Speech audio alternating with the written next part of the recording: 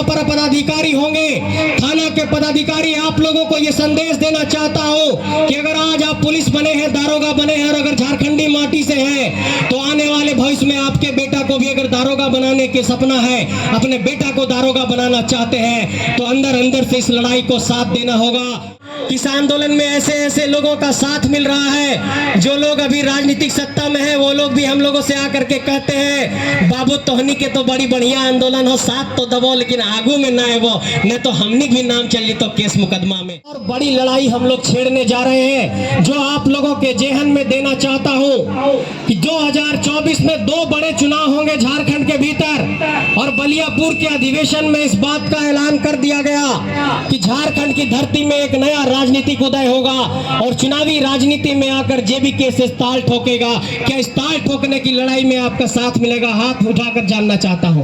क्या जेबीके से इसको साथ मिलने वाला है? साथ देंगे आप सब? इस लड़ाई में साथ मिलेगा, इस संघर्ष में साथ मिलेगा? मेरे साथियों, 2024 की लड़ाई एक बहुत बड़ी लड़ाई होने जा रही है। एक तरफ कोयला माफिया होंगे, एक तरफ लोहा माफिया होंगे, एक तरफ लुटेरे होंगे, एक तरफ आईएएस आईपीएस की फौज होगी और एक तरफ ऊपर घाट जैसे किसान मजदूरों की फौज होगी, झारखंडियों की फौज होगी। ये लड़ाई होने जा रही है और इस लड़ाई को सबको मिलकर के जीतना होगा, नहीं तो ये झारखंड फिर से ऐसे लोगों के हाथों में चला जाएगा जो झारखंड को लगातार बर्बाद कर रहे हैं। और एक बहुत बड़ी बात आप लोगों को समझा देना चाहता हूं कि यहाँ पर अगर साइकिल से कोई हमारे गांव घर के लोग थोड़ा सा कोयला बेचते हैं तो उन पर केस मुकदमा कर दिया जाता है, लेकिन इन लोगों को, नौकरशाहों को, आईएएस आईपीएस को, यहाँ के नेताओं को शर्म नहीं आता कि धनबाद की धरती से कोयला निकलता है, बनारस की धरती तक जाता है और रास्ते में जितने थाने पड़ते हैं उसके थाना के प्रभारी को, डीएसपी को, एसपी को, डीसी को और जिला के खनन पदाधिकारी को पैसा पहुंचता है कि नहीं? खुलेआम ये बात कहना चाहता हूं और इन लोगों को ये सबक सिखाना होगा और इन लोगों को ये बताना होगा कि अगर झारखंड में बालू निकलेगा तो उसका अधिकार झारखंडियों को मिलना चाहिए, अगर पत्थर निकल रहा है तो उसका लीज झारखंडियों को मिलना चाहिए, अगर कोई टेंडर निकल रहा है तो उसका अधिकार झारखंडियों को मिलना चाहिए, अगर कोयले का ही व्यापार है तो उसमें झारखंडियों को अधिकार मिलना चाहिए, अगर अवैध का ही कारोबार है तो उसमें झारखंडियों को अधिकार मिलना चाहिए। और ये बात हम लोग सभी हमेशा कहते रहे हैं कि लोकसभा ना विधानसभा, सबसे बड़ा ग्राम सभा, तो ग्राम सभा की भी ताकत को समझना होगा और गांव में सरकार की ताकत को लेकर के आना होगा। और जब तक गांव के भीतर सरकार की शक्ति नहीं आएगी, जब तक गांव के भीतर सत्ता नहीं आएगी, तब तक ये झारखंडियों का कल्याण नहीं हो सकता है। आप एक ट्रैक्टर में छोटा सा बालू बेचने जाते हैं तो आपको सीओ पकड़ लेता है, थानेदार पकड़ लेता है, लेकिन यहाँ हजारों करोड़ की कोयला की तस्करी होती है, वहां पर हजारों करोड़ लोग टेबल के नीचे पहुंचा देते हैं तो उसमें उन लोगों को कुछ नहीं होता है। और ये जो जितने तस्कर हैं, जो जितने माफिया हैं, ये झारखंड के माटी के लोग नहीं हैं, ये दूसरे राज्यों से आकर के हमारे राज्य को लूट रहे हैं। इसलिए आपको ये समझना होगा कि आपके लोग ना शासन व्यवस्था में हैं, आपके लोग ना कानून व्यवस्था में हैं, आपके लोग ना जज हैं, आपके लोग ना अफसर हैं, आपके लोग जो भी नेता मंत्री बने वो भी लूटखंड के भागीदार बन गए।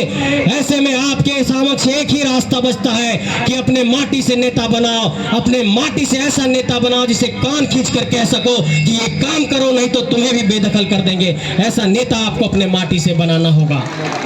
और ये बात आप लोगों के जेहन में अंत में डाल देना चाहता हूं कि ये झारखंड की लड़ाई पूरे देश के लोग देख रहे हैं, लेकिन ये झारखंडियों का दुर्भाग्य है कि हमारे आंदोलन को राष्ट्रीय मीडिया नहीं दिखाता है, क्योंकि वो राष्ट्रीय मीडिया में जो लोग बैठे हुए हैं और यहाँ पर जो कोयला के माफिया बैठे हुए हैं, उन दोनों में भी साठगांठ चलता रहता है। इसलिए अगर बिहार में रेल रोकते हैं तो राष्ट्रीय स्तर पर चर्चा होती है, मणिपुर में कुछ होता है तो राष्ट्रीय स्तर पर चर्चा होती है, बंगाल में कुछ होता है तो राष्ट्रीय स्तर पर चर्चा होती है, लेकिन झारखंड में लाखों लाखों का जनसैलाब उमड़ता है, यहाँ पर आम आवाम आकर के आंदोलन करती है, लेकिन हमारे आंदोलन को राष्ट्रीय मीडिया नहीं दिखाता, क्योंकि राष्ट्रीय मीडिया ये जानता है कि जिस दिन इस आंदोलन को राष्ट्रीय स्तर का आंदोलन बना देंगे, जिस दिन इस आंदोलन को राष्ट्रीय मीडिया में दिखा देंगे, यहाँ पर कोयला माफियाओं की चूल्हे हिलने लगेगी। और इसी डर से झारखंड के इस आंदोलन को राष्ट्रीय आंदोलन नहीं बनने दिया जा रहा है। इसका मतलब कि हमारे लोग ना मीडिया में है, ना शासन व्यवस्था में है,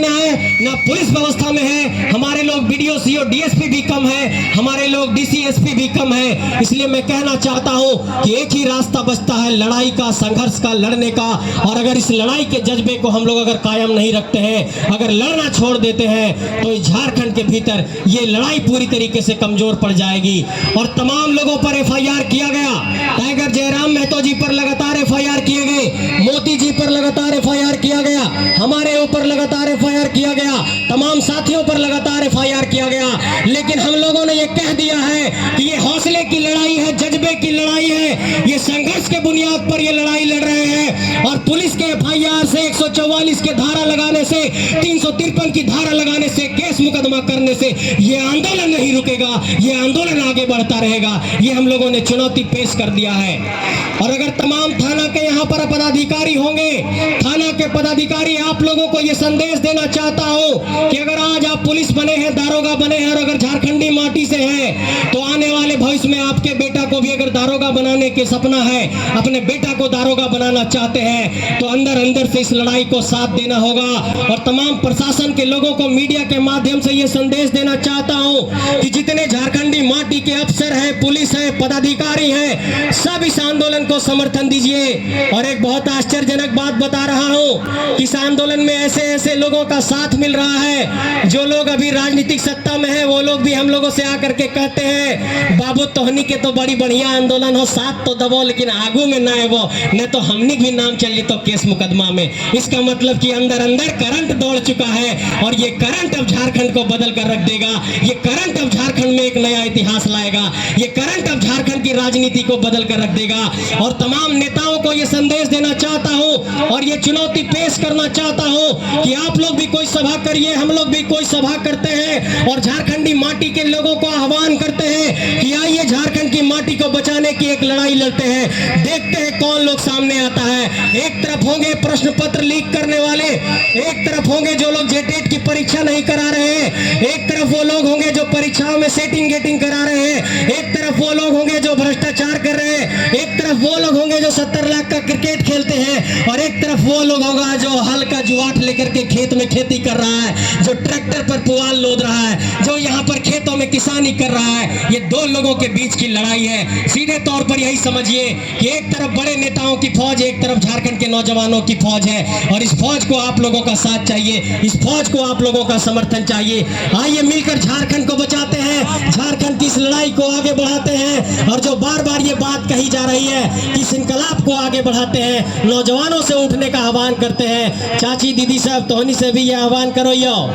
कि जे तवा पर रोटी बेलो हा, जे हम इन धान उसो हा, जे घर में हम इन चावल बनवो हा, भात बनवो हा, वो हमनी के खेत से आओ है। और हमनी के खेत पर जाकर के कोयला के खदान, अबरक के खदान, लोहा के खदान ये सब लगा दवल जाए। और एक बहुत बड़ी बात आपको बता रहा हूँ कि 26,000 करोड़ रुपया और 135 करोड़ रुपया झारखंड में इसलिए सेंट्रल गवर्नमेंट भेजा कि यहाँ के आदिवासियों का कल्याण करिए। लेकिन यहाँ के आदिवासियों का कल्याण नहीं करने के बजाय सरकार ने उस पैसा को दे दिया सीसीएल को, दे दिया एमसीएल को कि जा करके खोद खोद करके पता करिए कि और कहां पर कोयला निकल सकता है।